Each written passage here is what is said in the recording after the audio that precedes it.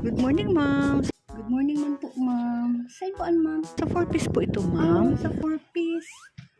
Ay, inay, ma'am, mayad gani. Napasyal ka mo uya sa kuya. Kaawat ko na daw dyan nang gusto magbali. Guwaman ako, ma'am, duwang estudyante, ma'am. Ilang taon na kayong katinda?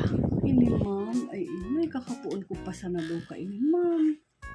Uya kayo nang gapo pang uyo ay daw. Ito tadi man yung trabaho, so agong ko. Kumusta man po ang benta, ma'am? Ako man masyadong mabenta uya, ma'am. Kapuon-puon pa man sana ako. Baad lamang mga kabali ako dyan, ma'am, ha?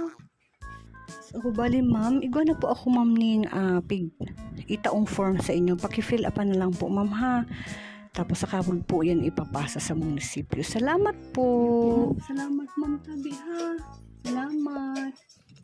Bindaga, ma'am. Sa lending Ako company po, sir, ito, sumasiay. ma'am. So, may form na po Nafill up ka mo, ma'am, na ng na-fill upan. form sa Indo, sa opisina Okay, ma'am. mo. So, CI lang po kami, ma'am. Ilang taon na po ka mo gatinda? 2 years na kami, uya, sir. Balik ko kami ng duwang Ano po, ma'am, ang mga freezer. appliances niyo? Plus TV, tudong Opo, electric sasakyan, ma'am. fan, sarong aircon, opo, sir. Duwang motor. Kumusta man po, ma'am, ang income nyo As income, sir, uya sa tindahan. sa UUI daw? Bali, sir, nakita kami ng 8 to 10,000 per day, sir. Minsan, sir, 24 hours.